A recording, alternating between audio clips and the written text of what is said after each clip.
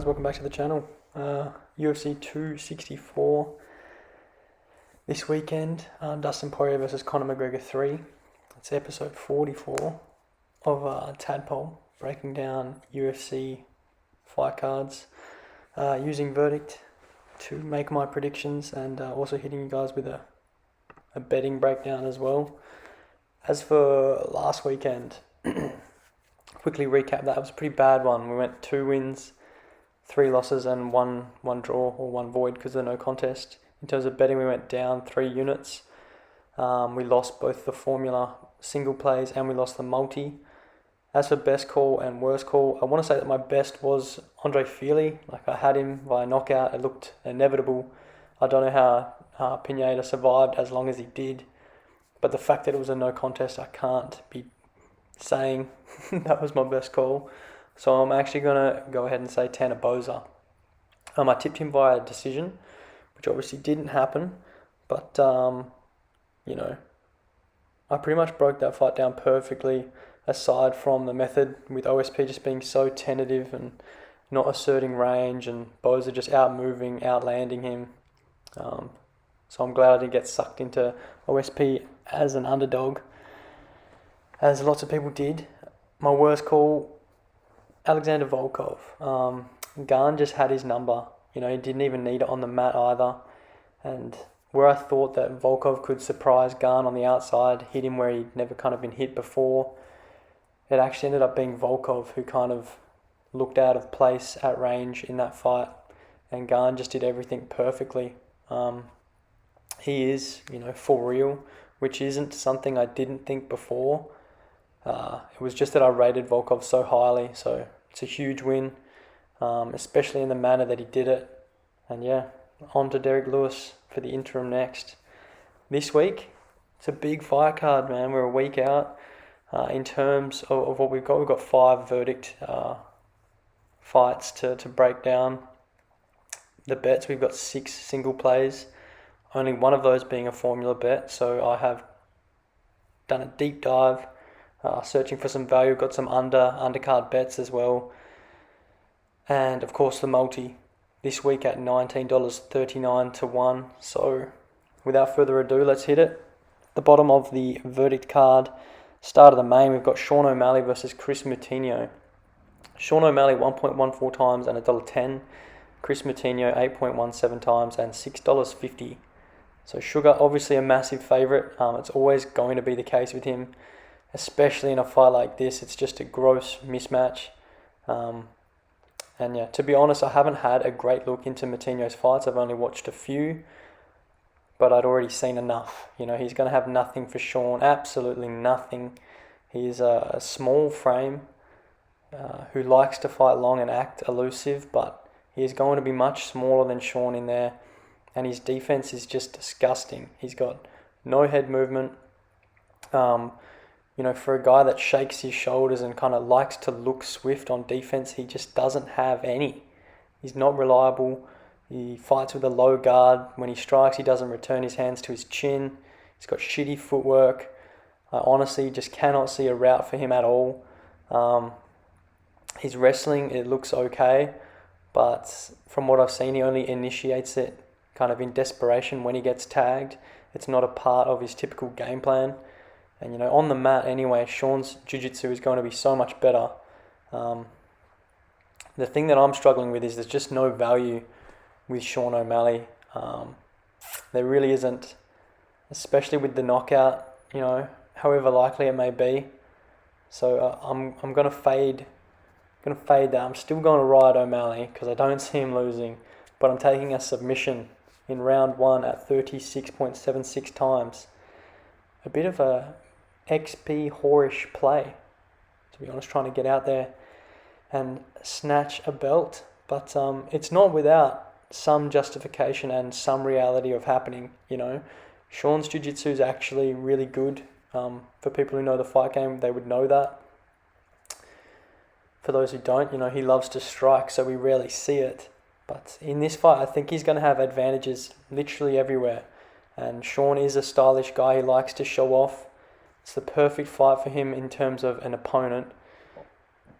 in which he could potentially show us some grappling and showcase that, because, this fight, even though he dropped, or his opponent in Louis Smolka dropped out, it remains on the pay-per-view. He's going to have to do something special. Also, like I mentioned, Moutinho, he does shoot takedowns in desperation when he's hurt, and he is going to get hurt in this fight. So Sean could definitely capitalise on that with a guillotine, or if he does get taken down, flip positions and hit a sweep with those long limbs and get to work. And Moutinho has been subbed twice, both in the first round. So, yeah. Sean, only one career sub, also in the first round. So I like the round 1 play as well. Irene Aldana versus Yana Kunitskaya. Aldana 1.65 times and $1.80. Yana 2.54 times and $2. Now this is a tough fight. Irene Aldana, she lost a little stock coming out of that Holly Holm fight. She got beaten comprehensively. She got out-grappled, out-volumed. Holly tore her body up, and it was just a masterclass across 5 rounds, really. Holly Holm, she's still just up there though, proving her talent. She is a far better fighter than Yana Kunitskaya. And that's not me trying to be disrespectful, because I do like Yana. I think she's exciting, and I think she's got a lot of talent as well.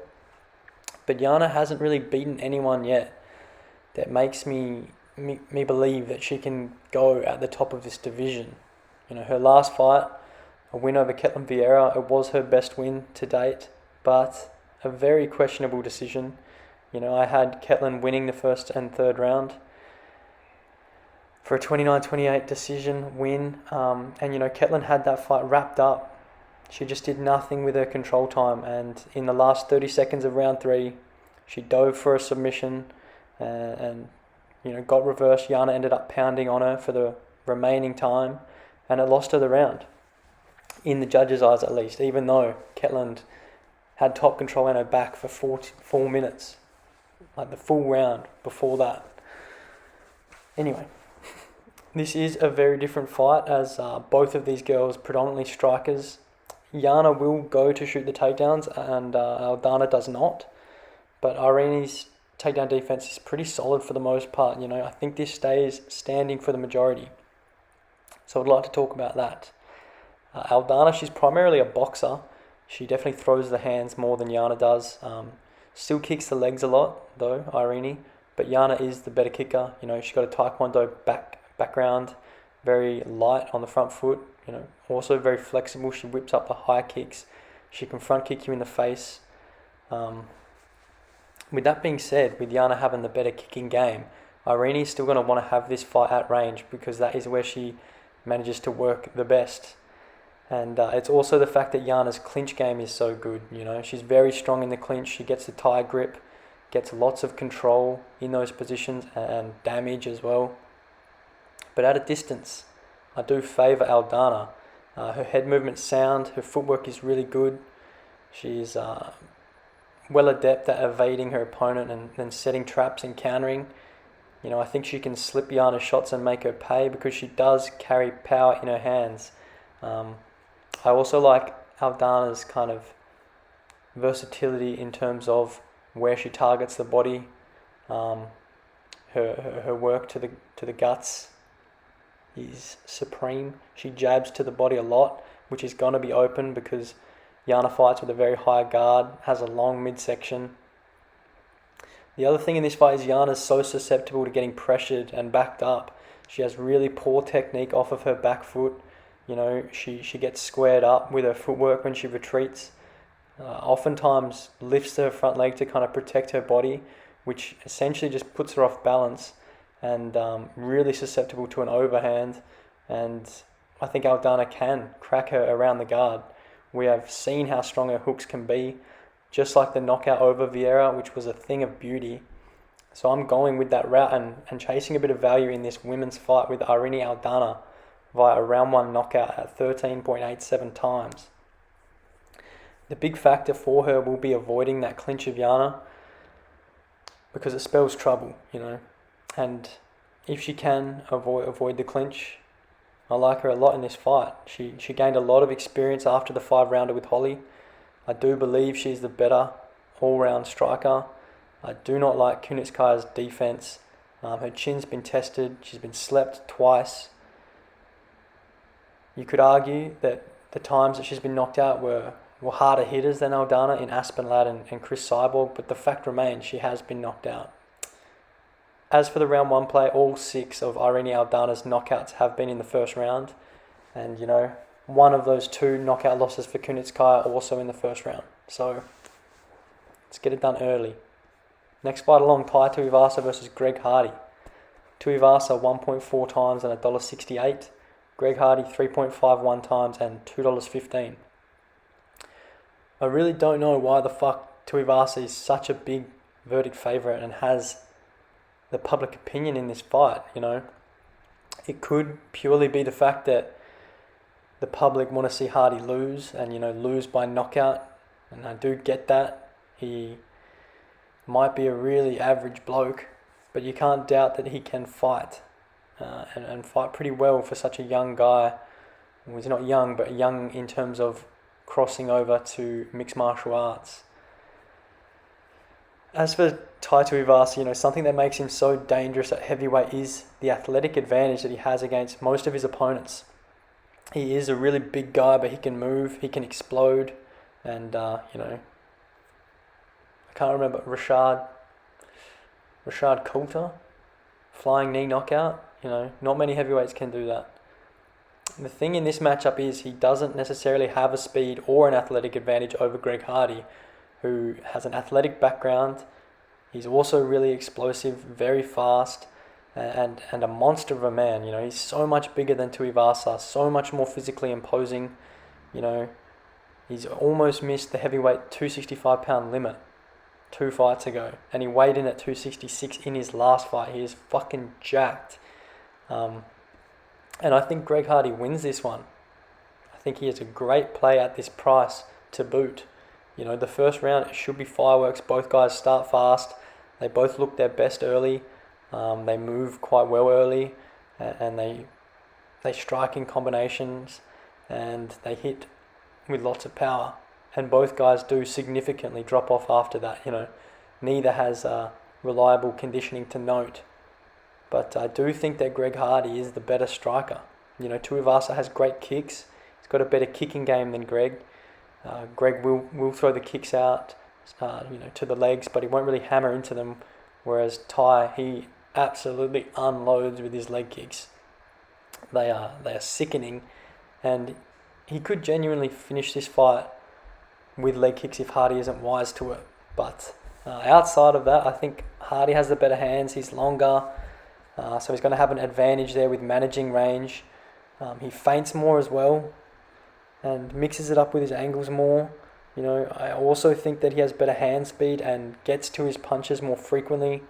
And then also in close, I think he's going to have the better ability to clinch fight and control Ty against the cage, just off the back of how strong he is, And that would be a really wise thing for him to do in portions of this bout, to sap Ty a bit, take away the threat of the kicks.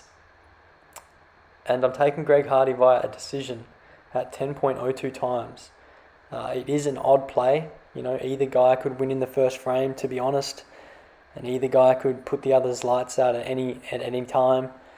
But both guys have proven to have good chins. They've both only been kind of TKO'd once, but both of those occasions were just ground and pound losses where, they weren't actually put out. They just had no answer for the superior ground game of their opponents, which is something I didn't cover in this breakdown because neither guy has any grappling or wrestling skills to write home about. They are more just kind of defensive liabilities on the mat. I like the decision play. A hectic first round followed by a kind of lackluster back to classic of these lower level heavyweight scraps. And I fancy Hardy in a spot like that. Clinch him up, outstrike his way to a 29-28. Let's just hope he leaves the puffer at home. Co-main event, Gilbert Burns versus Stephen Wonderboy Thompson. Gilbert Burns 3.19 times and $2.39. Stephen Thompson 1.46 times and $1.56. This is an absolutely classic matchup. It is striker versus grappler. But Gilbert has been working on his striking a lot. We all are very aware of that now. He definitely has power. His footwork is also something that is so much better than it once was, especially when he is coming forward.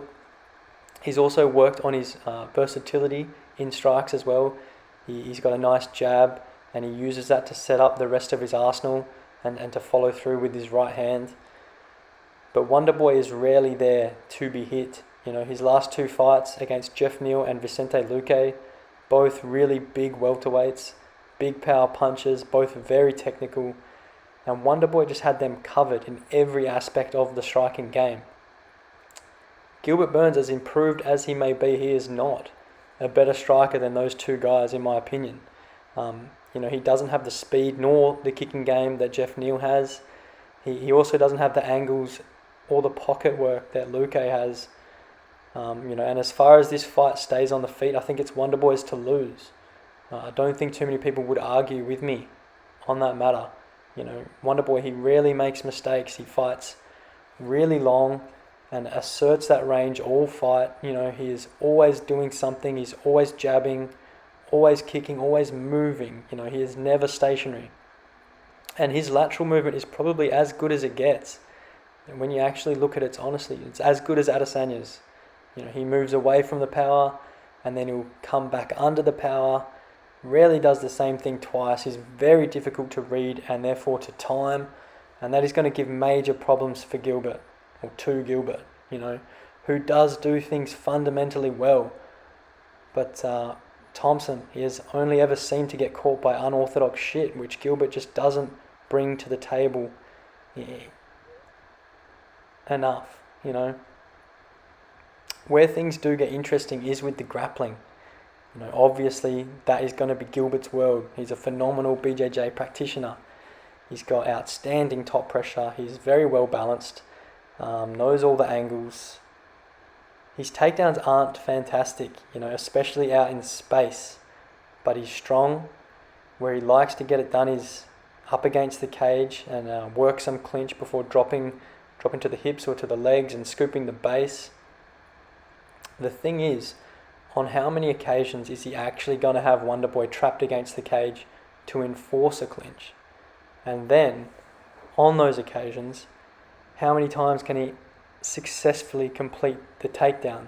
As Wonderboy's takedown defense is underrated in itself, sitting at about 80% statistically. It does make for compelling viewing, but the way I see it at the moment, it is in favour of Stephen Thompson. And I'm going to take him via decision at 2.05 times. It is a really vanilla play, I'll give you all that. And Gilbert Burns here is a juicy underdog at the price. But I think he's just going to be unable to get his hands on Wonderboy in the open. And then in terms of closing that distance, I think he's going to struggle to trap Thompson against the cage and secure any clinch time and just find himself chasing for the majority of this fight without managing to land many significant shots at all whilst getting hit a whole lot from the other side. So I had a look at and I didn't mind the knockout play for Wonderboy, to be honest. Gilbert has been knocked out twice and was knocked out in his most recent fight against Usman. But it's no secret that Wonderboy, he does lack that true one-shot power. And it is part of his style. He sticks and he moves. He doesn't sit down on any of his shots. And it's part of why he is so elusive and why he is so good. So it's just the manner in which he fights just means less likely to get knockouts. But yeah, decision for Wonderboy. Main event. We got here quick. Under 20. It's Dustin Poirier versus Conor McGregor. The third installment. Dustin Poirier currently 1.96 times on verdict, but the betting favourite at $1.85. Conor McGregor 2.04 times and $1.95. So yeah, both the public and the bookies having a tough time separating these two. And it is understandable as to why. It's 1-1. This is the trilogy. What a fight. These boys are about to get into it. Both seem fiery. We are 1 week out at the moment. The shit talk is going to start. It already has. Can Conor get under Dustin's skin again? I don't know. I doubt it. You know, Dustin, he is ready for that mental warfare. He's definitely matured in and out of the cage. And the biggest factor is that he trusts his abilities. He has a win over this man as well, which helps. And he is an absolute freak fighter. You know, he is the more well-rounded guy in this matchup. He has a good, very good. Good is selling it short. He has a great stand-up. You know, he's a fantastic boxer. He works the angles really well. His footwork is good. His volume, it's through the roof. And his conditioning is incredible. He's a durable guy as well. He will bite down on the mouthpiece. I think he is the way more favoured fighter here if this is a war. And he also has the grappling ability. You know, a solid BJJ game on the back of very capable wrestling. And when you look at Conor does not have all of those things, you know. Conor's very fast, he's a very elusive fighter, and he's got big power, especially in that left hand. You know, he's got tricky footwork, he makes really good reads and times his strikes incredibly well. But he's got some shortcomings, man, and you know, his conditioning primarily is his Achilles heel, because once that goes, lots of the things that make him such a special fighter also go. And another one of his shortcomings is the ability to defend grappling and defend submissions. You know, he's lost via submission 4 times in his career.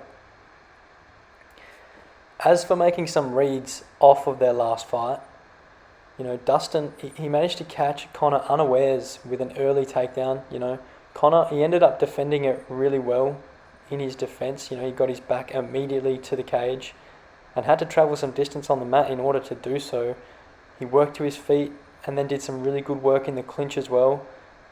He needs to trust that he has battled on the ground with Dustin. You know, he can't get too focused on defending any takedown attempts in this one, and you know, start dropping his hands, start becoming more tentative, not kicking, because if he does those things, Dustin's going to knock him out again.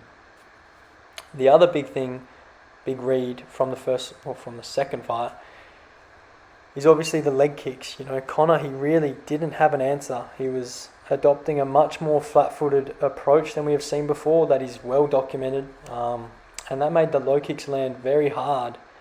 He didn't return fire. He didn't try and get more space either to try and avoid them. You know, he definitely didn't look to check them.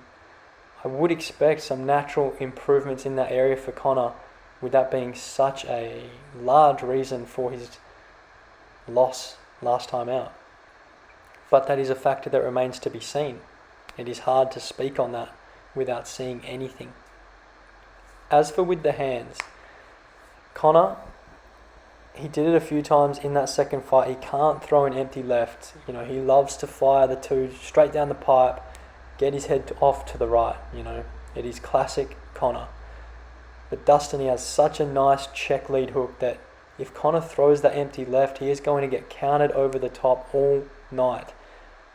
What he needs to do, he needs to adjust. He needs to step through on that left and then fire the right hand as well, towards the chin, towards the body, whatever. He just can't leave his head in there behind the left straight, because Dustin's counters with his hands are phenomenal. And you know, in that last fight, Conor did step through with the right hand after the left on numerous occasions, and they were probably some of the best strikes that he landed in the fight. Some other things that I would like to see mixed up, I would like to see Conor feint some more, you know, and potentially get on the back foot and be more passive. He is such a good counter striker, and his timing, his reads, second to none. You know, I think he was very aggressive in their first fight. I think in this one, if he let Dustin set the pace a little more, he could definitely walk Poirier onto some of his shots, work his own counter game. And, you know, when he was the aggressor in that last fight, that's when Dustin was cracking his lead leg, because Dustin was shuffling back and then smashing into it because Conor had all his weight coming forwards through it. Another reason why I'd like Conor to be on the back foot a bit more is Poirier is definitely the guy I like to land harder shots within range and to win extended combinations in the pocket. Conor is a sniper from the outside. If he is on the front foot being the aggressor, Dustin is going to be able to initiate those brawling exchanges with more frequency. Anyway, I have kind of only talked about adjustments for Conor because he is the one that had a loss off the last one, the one that needs to make the changes. Poirier will likely come in with a similar game plan, in my opinion. It worked, so that's why the breakdown went the way it did. Anyway, I have to make a call. It's a tough one, but I'm on Conor. Like Dustin Poirier said in an interview, Conor, he is fighting to stay relevant, which is strange in a sense because losing to Poirier is nothing to be ashamed of at all. But if he does lose this fight, it means that his only win in the last 5 years would be against Cowboy Cerrone. An aged Cowboy Cerrone. And it might just be that if Conor loses here, we see him walk away from the sport for good. But I don't think that happens at this stage. I think we see Conor come back. And as for a method, I'm on him via knockout in round 1 at 2.45 times. It doesn't offer much value at all. I would love to ride a Conor decision. It is priced at around 13 times at the moment. But it is just an unlikely outcome, because if it goes 5, it's likely a war. And like I said earlier, I favour Dustin all day in a fight like that. I'd favour his conditioning, his grittiness, his pressure, pace, and grappling to edge a points fight. So my eggs are kind of all in one basket with Conor landing some monster shots early and shutting the lights out. But if anyone can, it is Conor, because he is a true knockout artist. 19 of his 22 wins via knockout. As for the first round, makes sense. 14 of Conor's 19 knockouts are in round 1. Both of Poirier's knockout losses also in round 1. One of those, of course, being against McGregor. And yeah, the longer this fight goes, the more I favour DP. Alright. Betting time. Like I said, we've got 6 singles. I'll go from the earliest on the card to the latest because I have gone down into the undercard, into the prelims. First single play of the night, I'm taking Omari Akhmedov at the money line at $2.41 on Sportsbet. I really like him in this spot. Both guys, he's versing Brad Tavares, have similar dimensions. They're the same age. Tavares would be the better boxer in my opinion, but he isn't vastly better than Omari. And in terms of recent performances, Akhmedov has just shown me more. Tavares was literally fighting for his UFC slot last time out against Shoeface. He managed to win the decision, but he has definitely dropped off, whereas Akhmedov is getting better. As for the styles, he's a wrestler, a really strong wrestler, and goes to it often and super dominant on top. Tavares has wrestling as well. It's also quite good, but I don't think it's good enough to keep Omari off him.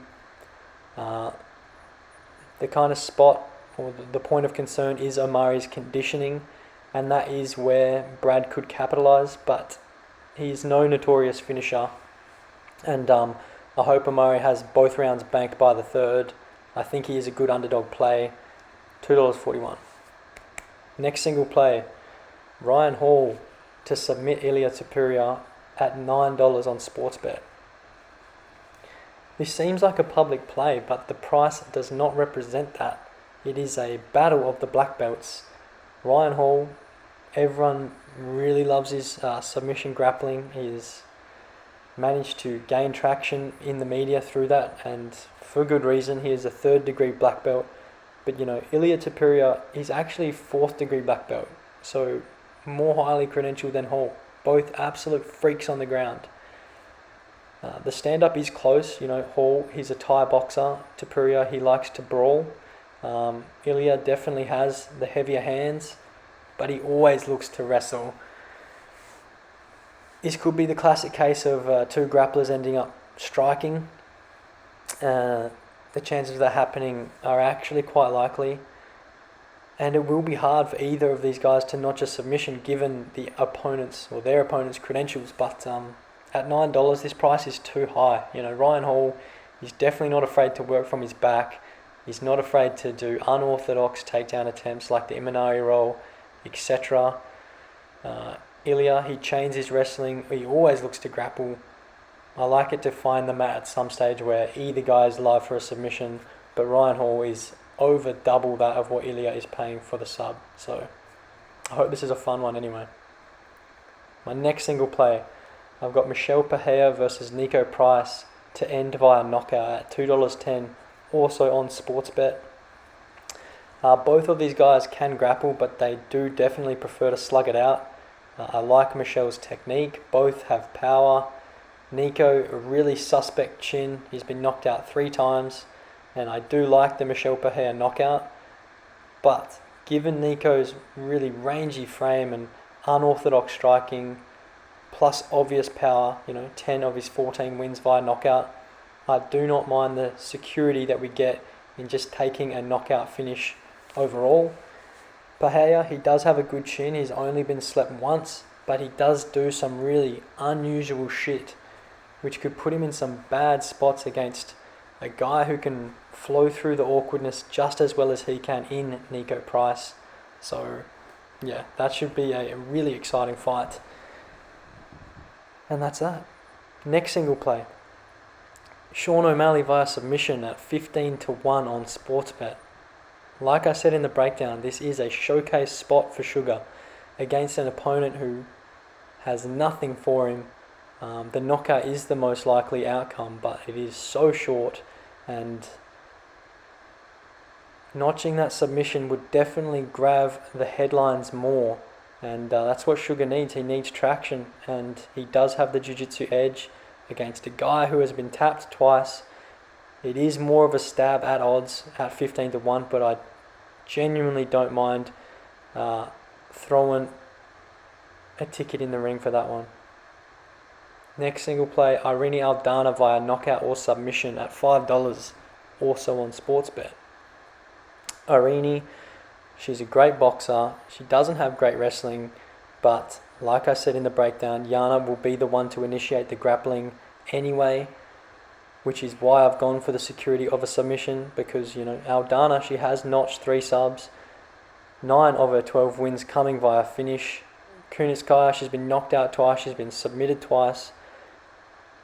We're only taking $1.50 off of the knockout price for Irene Aldana, so I do not mind that to have a bit of security if this does hit the mat, especially against Yana, who has shown liabilities, and Aldana, who has shown abilities. So